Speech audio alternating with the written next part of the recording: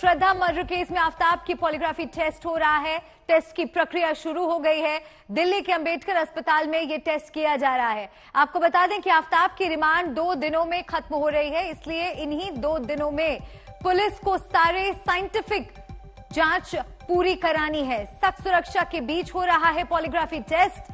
अब पकड़ा जाएगा आफताब का झूठ। पॉलीग्राफी टेस्ट के बाद नार्को टेस्ट की तैयारी। नार्को टेस्ट की प्री ट्रायल भी शुरू हो गई है। सच की यहां पड़ताल हो रही है। पॉलीग्राफी टेस्ट के दौरान 4 से 5 लोग वहां मौजूद रहेंगे। पहली मुलाकात से हत्या तक सवालों की पूरी सूची तैयार की जा चुकी है। एफएसएल लैब में आफताब का पॉलीग्राफी टेस्ट शुरू हो चुका है।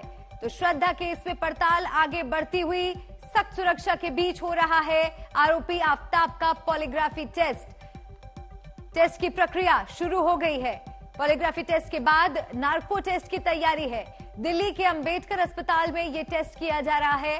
और आपको बता दें कि आफताब की रिमांड 2 दिनों में खत्म हो रही है, इसलिए इन्हीं 2 दिनों में पुलिस को सारी साइंटिफिक जांच पूरी करनी होगी। पहली मुलाकात से लेकर हत्या तक सवालों की पूरी लिस्ट तैयार है। इन तमाम सवालों को आफताब से पूछा जाएगा, क्योंकि लगातार यह अंदेशा पुलिस जता रही थी कि हो सकता है कि आफताब पूरा सच नहीं बता रहा, हो सकता है कि वो पुलिस को गुमराह कर रहा हो। लेकिन अब उसका झूठ ये मशीन पकड़ेगी। पॉलीग्राफी टेस्ट के बाद नार्को टेस्ट की भी तैयारी है। पॉलीग्राफी टेस्ट के दौरान 4 से 5 लोग वहां पर मौजूद रहेंगे। एक अफसर होंगे जो सवाल दागेंगे उसके सामने, तो साथ ही वहां पर वीडियोग्राफी भी इस पूरी प्रक्रिया की जाएगी। वरुण सिन्हा मेरे सहयोगी जुड़ गए हैं ज्यादा जानकारी के साथ। सीधा हम वरुण का रुख करेंगे। वरुण, इंतजार यही है कि जल्द से जल्द ये तमाम साइंटिफिक टेस्ट खत्म हो और सच से पर्दा उठ सके। देखिए, निश्चित तौर पे जिस तरीके के हालात हैं और जिस तरीके का केस पूरे 6 महीने से बिखरा हुआ है, ऐसे में इन साक्ष्यों को जोड़ना, तथ्यों को इकट्ठा करना और इन तथ्यों को जोड़ने के लिए सबसे बड़ी बात है कि कुछ ऐसे पुख्ता सबूत तो पुलिस के हाथ में लगे जिस पर ठोस कार्रवाई की जा सके। और शायद यही वजह है कि पॉलीग्राफ टेस्ट में उन तमाम सवालों के जवाब दिल्ली पुलिस निकालने का प्रयास करेगी जो कड़ियां अब तक जुड़ी नहीं है। मैंने पहले भी कहा कि जिस तरीके से पहले जो है वो करीब 18 सवाल पूछे गए थे और अब की बार जो है वो करीब 50 से ज़्यादा सवालों की फहरिस्त जो है वो दिल्ली पुलिस और एफएसएल की टीम ने तैयार की है। लगातार जो है इन सवालों के जरिए ये देखा जाएगा कि इन्वेस्टिगेशन में कितना ज़्यादा जो है वो आफताब सपोर्ट कर रहा है या फिर नहीं कर रहा है। इस पॉलीग्राफ टेस्ट में जितने सवाल पूछे जाएंगे उनमें सेटिस्फाइड करने वाले अगर आंसर नहीं आते हो, लगता है कि आफताब लगातार गुमराह कर रहा है, झूठ बोल रहा है, उन्हीं सवालों को जो है वो नार्को में कैरी किया जाएगा। तो ये एक पूरा प्रोसेस है। लेकिन हाँ, ये जरूर है कि इससे ये मदद जरूर मिलेगी कि इन्वेस्टिगेशन में पुलिस अब तक जो चीजें नहीं निकाल पा रही है या फिर जहां पर उनको ये संशय पैदा हो रहा है कि आफताब लगातार झूठ बोल रहा है, लोकेशंस गलत बता रहा है, जिन लोकेशंस पर वो गया है उनके बारे में वो जिक्र तक नहीं कर रहा है, ये तमाम ऐसे सवाल होंगे जिनके जवाब को दिल्ली पुलिस आज जानना चाहेगी। एक सबसे इंपॉर्टेंट पार्ट है वो ये कि दिल्ली पुलिस अब इस बारे में छानबीन करती नजर आ रही है कि क्या ये मर्डर प्री प्लान तरीके से किया गया था, क्या पहले से ही आफताब ने सब चीजें प्लान की थी और पिछले 6 महीने से, क्योंकि उसने उस लोकेशन को नहीं छोड़ा, वो वहीं पर रह रहा था, तो आखिर 6 महीने के अंतराल में उसने किस तरीके से सबूतों को नाबूद किया और किस तरीके से उसने चीजों को प्लान किया। तो ये तमाम ऐसे सवाल होंगे जो लगातार दिल्ली पुलिस के दिमाग में चल रहे हैं और इनका जवाब केवल आफताब ही दे सकता है। और पॉलीग्राफ टेस्ट में निश्चित तौर पर बहुत हद तक पिक्चर क्लियर हो जाएगी और उसके बाद नार्को टेस्ट में हम कह सकते हैं कि सारी तस्वीरें सामने निकलकर आ जाएंगी। वरुण, बने रहिए आप हमारे साथ। तेजश्री भी हमारी सहयोगी जुड़ गई हैं, उनका हम रुख करेंगे। तेजश्री, बहुत महत्वपूर्ण स्टेज पर ये इन्वेस्टिगेशन अब पहुंच चुकी है, क्योंकि एक बड़ा कॉन्ट्रडिक्शन यहां पर पाया गया। कॉन्ट्रडिक्शन ये कि जानकारी इस तरह की मिली कि कोर्ट के सामने और पुलिस के सामने भी ये वो कबूल कर चुका है आफताब कि मैंने गुस्से में इस हत्या को अंजाम दिया। लेकिन जब वो चिट्ठी सामने आती है जो श्रद्धा ने लिखी थी 2020 में, उसमें साफ साफ उसने इस बात का जिक्र किया है कि उससे डर है कि आफताब उसकी हत्या कर सकता है, उसके टुकड़े टुकड़े कर देगा। जी बिल्कुल, देखिए आफताब जिस तरह से स्टेटमेंट्स दे रहा है, पहले उसने कहा कि वो नशे की हालत में था, इसलिए उसने ये सारे घटनाक्रम को अंजाम दिया। लेकिन वहीं दूसरी ओर अभी हाल ही में जब उसने कोर्ट ने इस बात को कबूला कि उसने ये इसीलिए किया क्योंकि उसने हीट ऑफ द मोमेंट में आकर किया, वो बहुत आक्रोशित था उस पर्टिकुलर मोमेंट में। लेकिन हम पीछे की हिस्ट्री यदि खंगाले तो उसके दोस्तों को भी यही कहना है कि स्कूल के दिनों से ही वो इसी तरह से काफी गुस्सेल स्वभाव का रहा है, एंग्शियस रहना, एंग्री रहना, एग्रेशन में रहना उसका हमेशा से ही स्वभाव रहा है।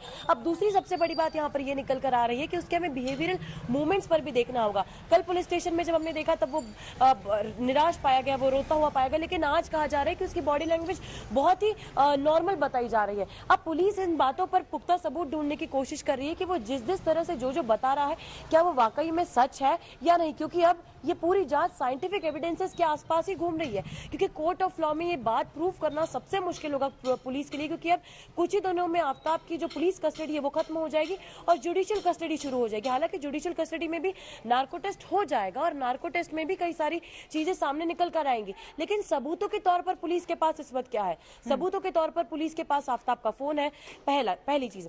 दूसरी चीज, पुलिस के पास वो हड्डियां हैं जो मैदानगढ़ी तालाब से बरामद हुई, जबड़े का निचला हिस्सा है स्कल का जो महरौली के जंगलों से बरामद हुआ, और साथ ही साथ वो 2020 की चिट्ठी सबसे बड़े सबूत के तौर पर इस्तेमाल की जा सकती है, जिसमें उसने ये लिखा था, उसने ये लिखा भी था कि मुझे वो टुकड़ों में काट देगा, he will cut me into pieces. इस बात का साफ साफ श्रद्धा ने जिक्र किया था, और जान हानि भी है, वो कभी भी उसे मार सकता है। वो अब तक पुलिस के पास इसलिए नहीं आई क्योंकि उसे डर था कि आफताब उसकी हत्या कर सकता है, लेकिन फिर वही हुआ जिसका डर था। आफताब ने उसे बहलाया, फुसलाया, माफी मांगी। हालांकि ये बात भी सामने आ रही थी कि उसके माता पिता को भी पता था कि इस तरह के झगड़े होते थे, तो यानी कि अब पुलिस ने भी उसके पिता से पूछताछ की है। तो बड़ा सवाल ये है कि क्या पुलिस को कि पुलिस ने माता पिता से पूछताछ की, तो क्या पिता और माता को भी पता था कि इस तरह के कुछ घटनाक्रम होने वाली है? अब मेरी मौजूदगी छतरपुर के उसी फ्लैट में जहाँ पर वो रहता था, और कल भी यहाँ पर पुलिस आके गई थी, पुलिस की एक टीम आकर गई, और जाहिर सी बात है कि कई सारी चीजें यहाँ से भी बरामद हुई। बताया जा रहा था कि बाथरूम की जो टाइल्स है उसके बीच में खून के धब्बे यानी खून ब्लड स्टेन्स मिले हैं, उनकी भी जांच की जाएगी, उनका भी डीएनए मैच किया जाएगा, उनके धब्बों की जांच, हड्डियों की जांच और जबड़े के निचले हिस्से की जांच की जाएगी, और उसके पिता के डीएनए से मैच किया जाएगा। जी तेजश्री, आप भी बने रहिए हमारे साथ। हिमांशु मिश्रा भी हमारे साथ जुड़ गए हैं। हिमांशु, अब एक बहुत महत्वपूर्ण चीज यहाँ पर यह भी हो जाती है कि अब आफताब की रिमांड 2 दिन में खत्म हो जाएगी, इसलिए बहुत जरूरी हो जाता है कि इन 2 दिनों में ही पुलिस को जो भी जांच करनी है, खासकर साइंटिफिक जांच, वो पूरी तरह से खत्म हो सके। देखिए, बिल्कुल पुलिस 12 दिन से लगातार आफताब से पूछताछ कर रही है।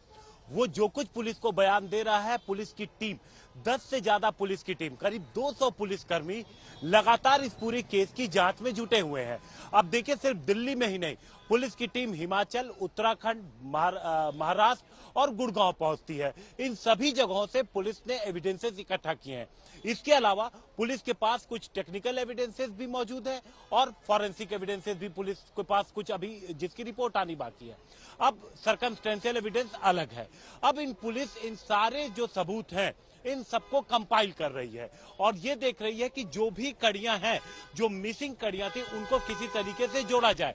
अब जो पॉलीग्राफिक टेस्ट जो कराया जा रहा है, उसके जरिए पुलिस यही जानने की कोशिश करेगी कि क्या कुछ आफताब ने उनसे छिपाया, क्या वो चीजें थी जो आफताब ने नहीं बताई, जिसकी वजह से पुलिस अभी तक जो वाइटल क्लूज थे उन तक नहीं पहुंच पाई। जैसे वो मोबाइल फोन हो श्रद्धा का, क्योंकि वो बेहद महत्वपूर्ण सुराग होगा। इसके अलावा वो आरी जो जिससे उसने पीसेस किए, वो आरी उसने कहां पर फेंका, वो नहीं मिला। और वो कपड़े, जब वो मर्डर किया तो उसने मर्डर करने के वक्त जो कपड़े श्रद्धा ने पहने थे, उसने वो कहां फेंका। और ये पूरी जो प्लानिंग है, 18 मई की जो पूरी साजिश है, क्या ये अचानक हुई या 18 मई से पहले इस प्लानिंग की